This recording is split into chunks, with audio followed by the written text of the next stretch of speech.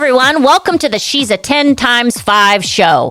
I'm Lori, and my friends Michelle, Randy, Marcia, and special guest hosts are mixing it up and joining me to do what girlfriends do best, chat from the heart. Whether it's celebrity stories or serious topics, we're talking about it and coming in hot. Join us as we bring you the aha moments of learning, reflection, inspiration, and of course, a whole heck of a lot of fun. Let's go. This episode is brought to you by... Are you looking for a story that will motivate and inspire you to be the best version of yourself or have a positive impact on those around you? Hi, I'm Vince Sciano, author of the Amazon best-selling memoir, Always Forward, a story of perseverance and determination in the face of life's challenges. Also, something very near to my heart, my story through organ donation. From the streets of Pamplona running with the bulls to the Pittsburgh Transplant Care Unit, I think that you'll enjoy a powerful book that will also hopefully motivate you to register and become an organ donor. Get your copy today at Amazon or listen to it on Audible or iTunes. Please enjoy the podcast. Hey everyone, welcome to She's a 10 times 5 The Quad. Okay, here we go. Did you record? Are you recording? Yes, I'm recording. I didn't get the button that says we're in recording mode, so I'm just letting you know. We're live. Okay, wait, Okay. you just ruined the whole fucking intro. Do it again. Do we want to do it again? No, let's keep it no. again. This is it. This is it. It's This live. is it. We're live. Okay, we're live and unfiltered. And okay, here's what's so great is we had a couple, when I was at Mom's Weekend, a couple of the guys wanted to come on the podcast. I think it's because they were having those mocha martinis.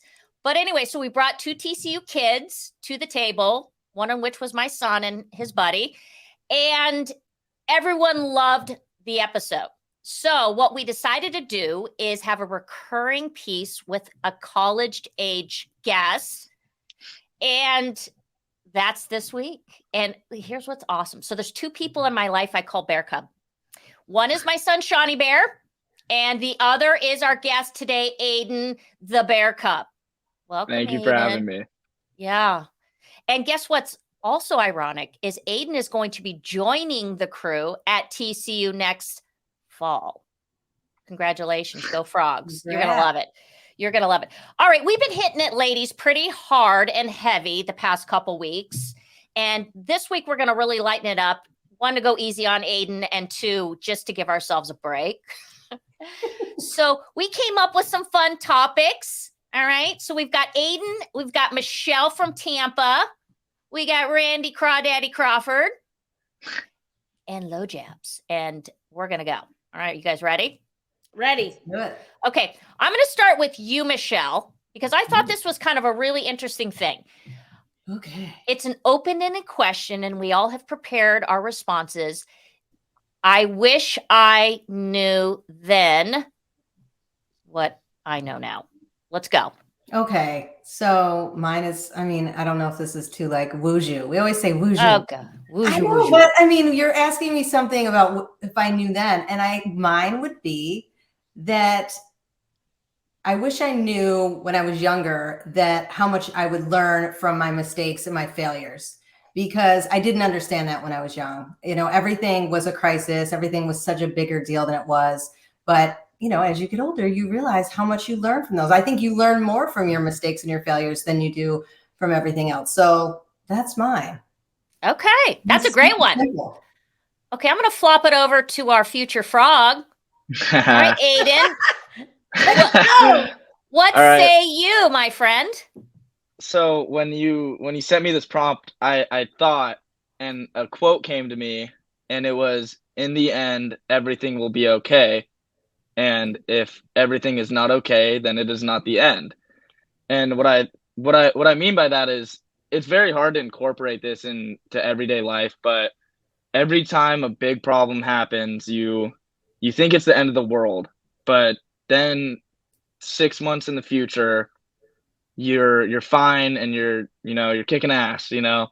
So I think it's important to not to not dwell or be too hard on yourself in the present moment, because every setback, every problem has a solution, and you always get through it, because that's what life does. You have problems, but you always find the solution. So that's what first came to mind, is that everything will be okay in the end, and if it's not, it's not the end. Wow. Listen, guys, here we go again. Wow. I mean, that was damn good, Aiden. I appreciate that. It was deep.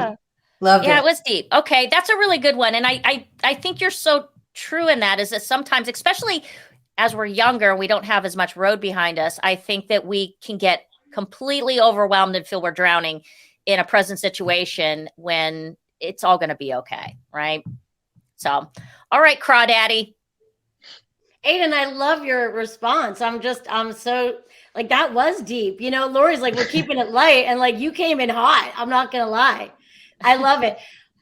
As a parent, I would answer that by saying what I wish I knew is when I was raising my kids and they were young, that statement, say what you mean and mean what you say. I go, if I could transport myself back in time. So I sort of did that in a really weird way. It was about a year ago, maybe a year and a half. My husband and I were laying on the beach. We like to go together and read our books, and we had fallen asleep. And we both wake up because a family plops themselves down by us, right? Like squad, mom, dad, 3 kids. And this little boy, of course, I'm in love with him. He is so naughty. And he keeps picking up wads of sand and whipping it at his sister. And I wake up to the mom constantly saying to me, listen to me. If you do that again, we're leaving the beach. And now I start laughing because she says this 2 times, and then 3 times, and then 4 times. And by the 5th time, I just looked at my husband and I said, Mike, I want so badly. I can help her, like change her entire course. If I say to her, lady, I get it that driving up to the beach with all the kids and the bags and the sand and the crap, it's a disaster, like leaving. But you right now, you need to leave, because this kid is going to grow up and learn. And I'm not saying I didn't do that. We all do it because it's easier.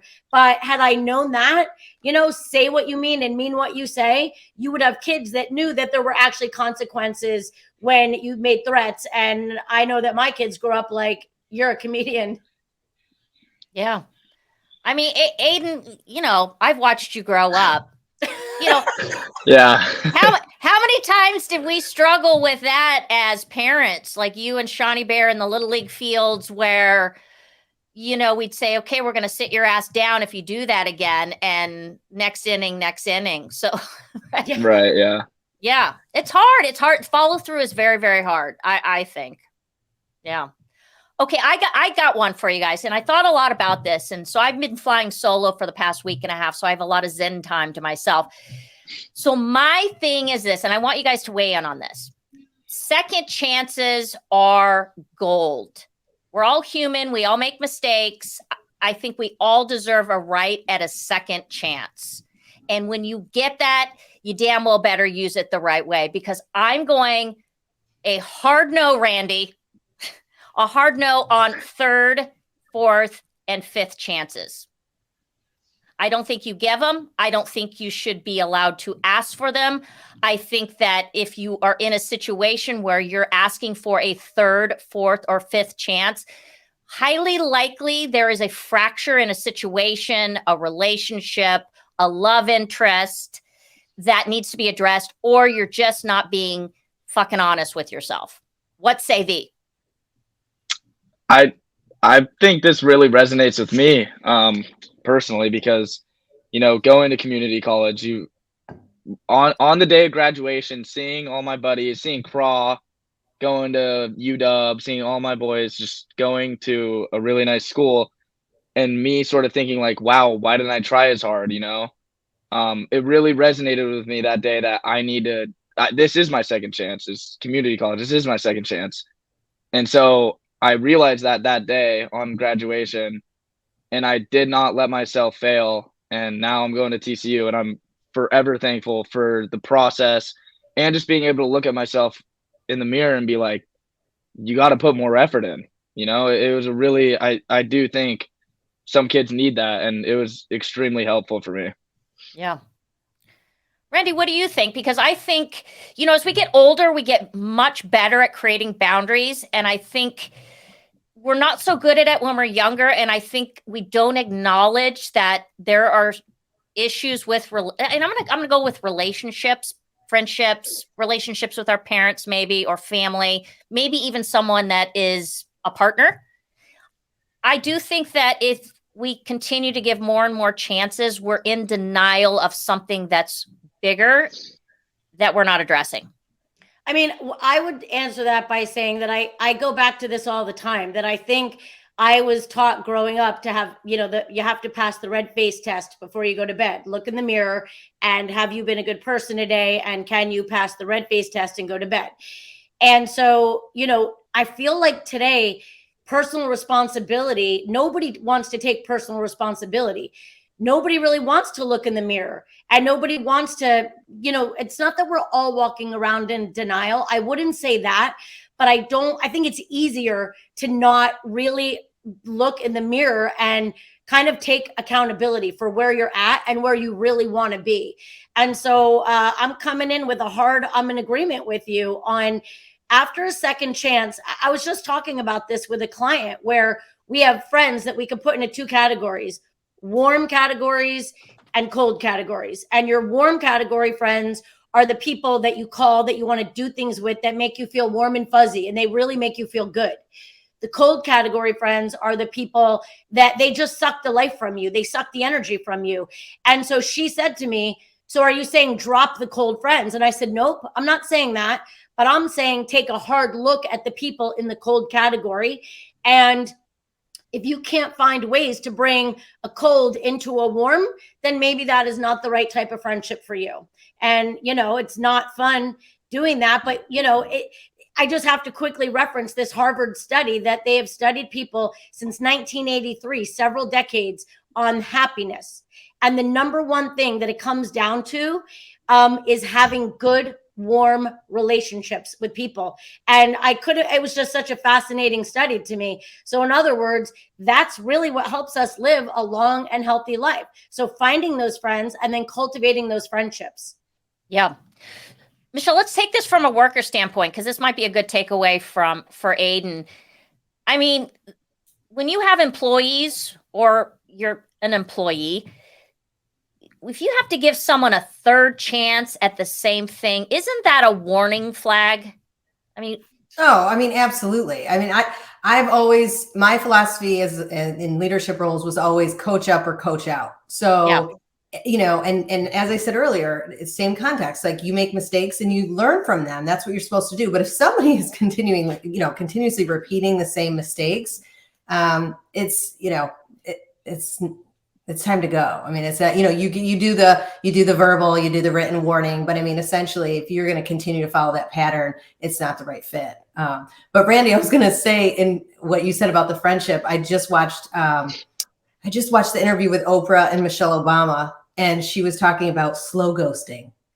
Like she had friendships that Oprah was like, did you cut them off completely? She's like, no, I slow ghosted. And I was like, I've never heard that. So she didn't completely ignore them, but she just slowly ghosted them out of her life. So I thought the slow ghost. I never heard of that. It made me laugh. Anyone else have anything else they want to say on that one? Okay. All right. So we're heading very shortly into travel season. I mean, I'm heading to Fort Worth in 2 weeks for graduation. I'm getting on an airplane to do it.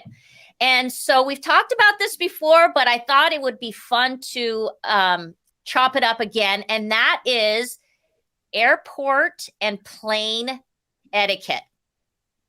All right, Randy, I'm going to start with you. Well, that's fun, because I did just have myself a whole situation. So Of course you did. All the details. I was thrown for a huge loop the other day on my way to Seattle to go see my son. And my flight got canceled that morning. And since my husband does all of the booking and everything, I was literally seeing white. I looked at my computer and I got paralyzed. I have no flight numbers, no TSA, no nothing. So I finally figure out how to rebook this on Delta. And I'm so stressed out at this point. It's like, do you want to upgrade? Yeah, I'll upgrade. Do you want a round trip? Just give me the round trip. Just give me everything. I just have to get to see my son in Seattle. And, you know, and I felt bad about the fact that I didn't have any of the right information. But I get on the plane, and this is kind of funny because I'm not a tall person. I don't need the extra leg room, right? But you bet your ass I paid for it because that's the kind of morning I was having. So I'm sitting in my seat with my leg room. I'm like, oh, this is not bad. And then this guy walks down the aisle, big guy, tall guy. And he makes a comment, you know, like a face at me and then a comment, like about him needing, you know, to take a seat, but that he really doesn't want the seat he's in. Now, like, there's a lot of women that don't like confrontation and whatever. Luckily, I can't help who I am. So I just looked at him like, surely you don't think I'm moving from my seat, sir. Like, I've had a morning and I don't even think you want to tussle with me. But for real, I felt badly because I thought if I was any other woman, like this guy was making a big deal about the fact that he had to take this middle seat. He was pissed off about it. And there's little me in the nice aisle seat with all the leg room. And I just thought, you know, this is just, this is what it's coming to. I don't want to be fighting with people and I don't want to feel so on the defensive, but I had just paid for that seat and complain all you want, sir. I'm not moving. So it's just, people are very vocal and a more of an aggressive stance for sure when you fly. So you have to be assertive, period. Yeah. Okay. Yeah. All right, Aiden, what are your thoughts? You probably fly coach all the time, right? That's the cheapest one, right? I'm sure that's what I do. Yeah. It's actually funny. I saw a video the other day. There's 3 seats for each row. And I saw this video of this guy who's in the middle seat, the guy who's on the window. I think every time you're on a plane, this is how it should go. If you're in the aisle, you get the leg room. So you get that one armrest. If you're in the middle, you should get both armrests because you're in the middle. You're in between 2 random people. And then if you're the window seat, you get a lean against the I guess wall. And I saw this video of this guy in the middle seat. He was pissed off that this guy who was sitting next to the window had his arm. He was a big guy. He had his arm on the armrest. And so just out of nowhere, he completely like bucked the guy and got him off the armrest. The guy took his headphones out and just looked at the guy like, what are you doing? So I thought that was funny, but I do think every person there is an etiquette for each seat on the plane where you're positioned. So that's my take. And I'm also going to Fort Worth, but I'm going in a month. So okay. That's really good. That is an unspoken rule, I think. All right, what about you, Michelle?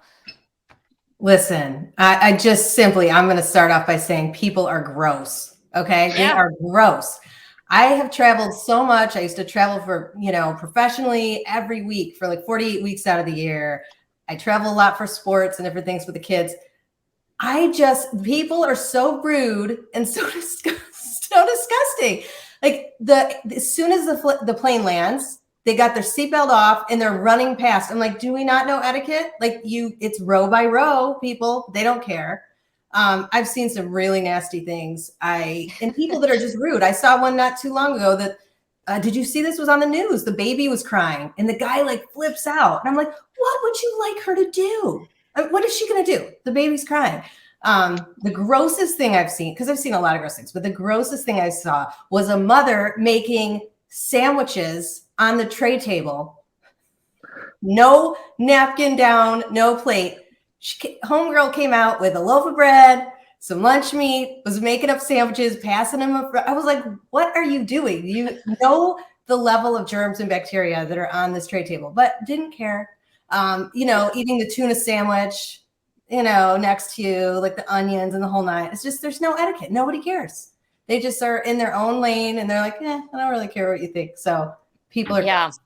I'm with you on the food because I don't know if you guys feel this way. I already feel like when you walk into the cabin, it has a stench. I mean, it's like that stale fucking like. They don't care. And then what was the one? You add food and feet to that. Wait. Oh yeah, don't even get me started on the feet. Don't get me started on that. People taking their shoes off. Do not take your shoes off. That is a complete hard no. It's so nasty. So the other day there was one where I guess there was a debate about the flight attendant. Somebody spilled rice and they were like, is it the responsibility of the flight attendant? And I was like, wait a minute, forget that question. Who's bringing rice on the plane? Like, who's doing that? Maybe some peanut M&Ms, you know, whatever, magazine. Like, what are you doing bringing like a full-on dinner onto the plane? Like Michelle, I actually saw a similar story and I had to give that one thought. It was like the wife, she was traveling with 3 kids and she was pregnant, and one of the littles spills this whole thing of popcorn, but the relationship, like her husband or whatever, is like a baseball player.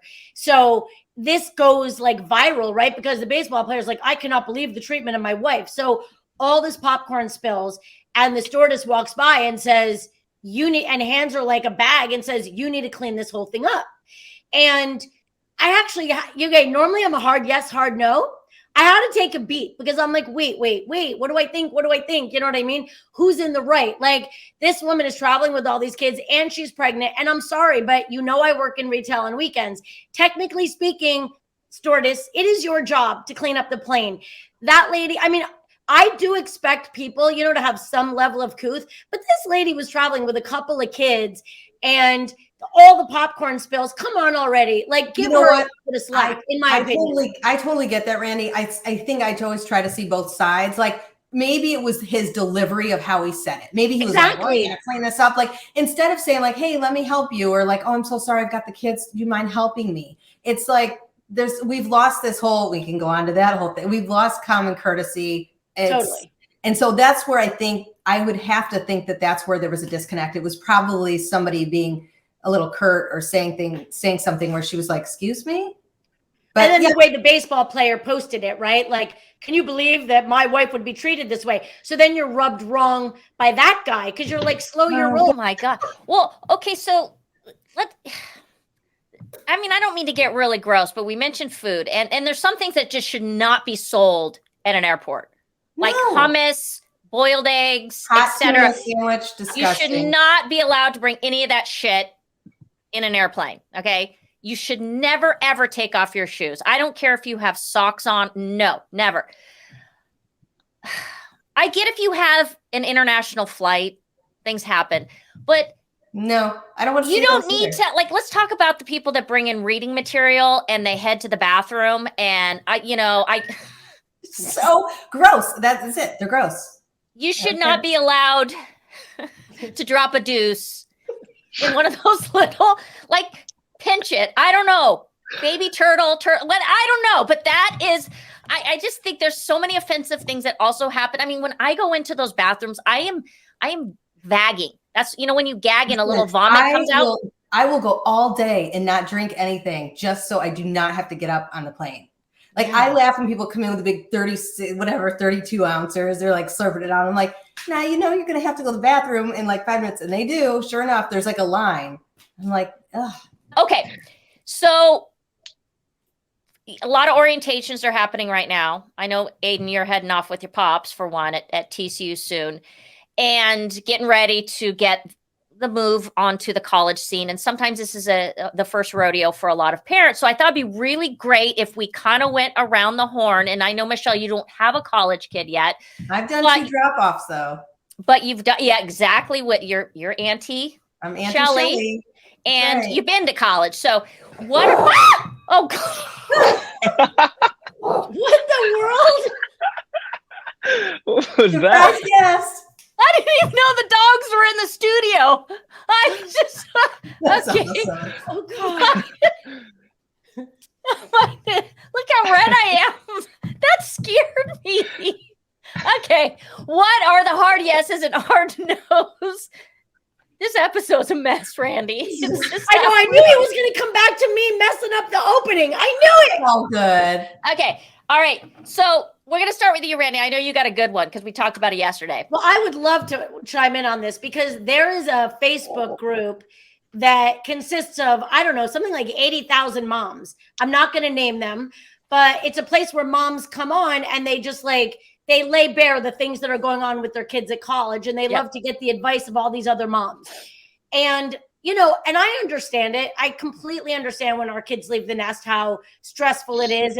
But like last night, I had gone back and forth on what I was going to talk about until I read this one that made me lose my freaking mind. No, I'm not going to do the air tags, Lori. This one was so crazy. So a mom, her son is in like all these, classes where he's in group projects. So he's trying to put together an email to send to the professor and wanted it to be a good email. So he sends it to his mom. His mom then sends it to the group on Facebook. And there's like in excess of, thousands of people that have looked at this and that have commented on this. And I am here to say that with as much passion as I have in my body, from my toes to the tip of my head, moms, for God's sakes, you have to cut the cord. Your kid is in college. You send your kid to college to do adulting things, to meet friends, to deal with roommates who a lot of times suck, to deal with professors who suck, to deal with getting into sororities, worst experience ever. There's a million different topics that we can take. I understand we are there as a support system, but when you are literally helping your kid write an email and putting it out there on Facebook to thousands of people to get their input, and you guys, it's so bad, this digital world, because I almost like have to just like, screw my fingers shut so I don't type something like, are you effing kidding me? Stop. We got to just let go. Otherwise, why are we paying to send our kids to college? It makes me nuts. I love Randy. I can't help it. Now, I'm gonna chime in with mine, and Aiden, you tell me if you think I'm overdoing it. So Okay. I'm a clean freak. If you know me, you know that I have a severe case of OCD. I just am. And I am one of those parents that I believe that each kid should have 2 sets of linens. Okay. And I got shat on because I did subscribe to my kids, both of them, to the Tide laundry service. Yes, it's a cost, but it's a cost that forced my kid to clean his sheets, because some of these guys don't ever wash their sheets. Like they'll go the whole year without washing. Let's ask, how often do you wash your sheets?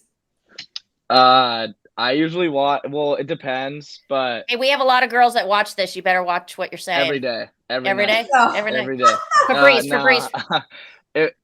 To be completely honest, probably once every 2 to 3 weeks, because I mean, I'm always clean when I get into my bed. That's I probably shower. not bad compared to a lot of college kids. So I did this Tide laundry service, and I forget how it was a nominal cost per month, because at the end of the day, you get your dry cleaning. And that was the other thing, is that if you go to a school where the kids are in a business program or they have a heavy Greek system and there's a lot of formals, they will be required to wear suits on an often basis. And I've now already, before the Tide service, 2 times my kid has put his dress pants in the laundry, and I've had to buy him new dress pants. So don't scoff at these laundry services, Randy. I know you want to strangle me through the, but I do. Lori and I actually got into it one night. It was like when I was first meeting her too, and she was telling me about her kids going to TCU, and here I know Lori is like this West Point grad, like baller bitch, and she's like, yeah, I signed up for this service, and I'm like, what? No, you didn't. No, you didn't. She's like, yeah, I did. Do you have a problem with it? I'm like, I do. Are you kidding me? They're going to college. Let them do their own laundry. So I didn't know she was the OCD person that she is. And you know what? See, that was me jumping to a conclusion. I never asked her rationale for it. I would still say at the end of the day, I think that your kid doing their own laundry at school is part of the experience. But this world is whatever works for you. No, but they still have to do their own laundry. Yeah. I mean, because you only get a certain amount. But and that's the other thing, is that your kids need to start doing their laundry before they go, unless you want to get a FaceTime, or unless you want them to really destroy their whites. They need to be cleaning their clothes before they head off to college. Or they find somebody in the dorm to do it for them. Yeah. That's what's great about home. Is there the laundry fairy is always there. The laundry fairy is always there. Yeah. And always dirty clothes just always get cleaned somehow and show up on your folded and put on away. your dresser. Yeah. What has been a game changer for you though, Aiden? That In laundry, or what do you mean? No, just in like if you say, guy, this is a must have for kids going off to college or a must do. Oh, Monday through Thursday, you have to be super hard on yourself and make sure you're doing everything that's supposed to be done that week. And then Friday to Saturday, just give yourself the time off, have fun. And then Sunday, obviously, you're a little tired after the weekend. But I think being really hard on yourself Monday through Thursday. I also think just being active and working out is probably the best thing for a kid. But just being hard on yourself for the first 4 days of the week is definitely my biggest thing, and it helped me a lot. Yeah. Yeah, I think the working out, I think, has so many ancillary benefits, like your mental health and just feeling good about yourself, because you typically eat a lot of garbage, right? I know I get the Toppers pizza bills and stuff like that. And I got to say this, and, Randy, you tell me if you think I'm accurate. The kids go hard. If you're in a Greek system, like the Thursday night, Saturday night gauntlet is something that's real. Oh, right? For sure. And, what's really funny is when my son first went to UW, he joins this fraternity, and it's like one of these huge houses, and they've got these women who cook, right? So they go downstairs and there's all this. So they were saying when they were moving in, like, oh, it'll be like home cooked meals. You know what I mean? And I remember my son looking at me like there was no home cooked meals at home. Like, so he was going out and getting, Chipotle or like In-N-Out and all these. So we were wondering like how that was going to work. And it's kind of funny because it's very hit or miss. Like where some of these kids think the food is outstanding, just like their mom's home cooking, and my son will be like, like it took him like a hot second to get into eating, the whole, from the salad to the vegetable to the protein, because it wasn't exactly like that in my house. But yeah, they do go hard, and they're also hungrier than just the food that they're fed at the fraternity house. I mean, I don't know about the girls, but boys, I mean, they could eat, how many times a day, and they're still hungry. Yeah. So it's a big deal, the food. Yeah. All right, Aiden, I'm gonna give you you want to shoot one last shot on anything? Well, talking about food, I think going off to college is good for kids because it really teaches them to cook for themselves. Not that my mom ever like cooked for me, but I had to learn how to make things because it gets expensive. Food is seriously expensive now. Uh-oh. We just froze. He did freeze. His mom was listening and she was like, what do you mean? I was thinking the same thing. Yeah. Okay, well, Aiden, thank you for your half thought, and we're going to punch out of here. All right. Okay, ladies, thank you very much for being here. This one is one I might have to do a little bit of editing work on. Oh, no worries. All right, gang. Until next week, thank you for joining us, and let's go. Follow us on Instagram at She's a 10 times 5. You can click on the link in our bio to listen to all of our previous episodes, as well as check out our live video interviews over our YouTube channel. You can also find us on Apple, Spotify, iHeart, pretty much wherever else you decide to listen to your favorite podcast. Don't forget to hit subscribe.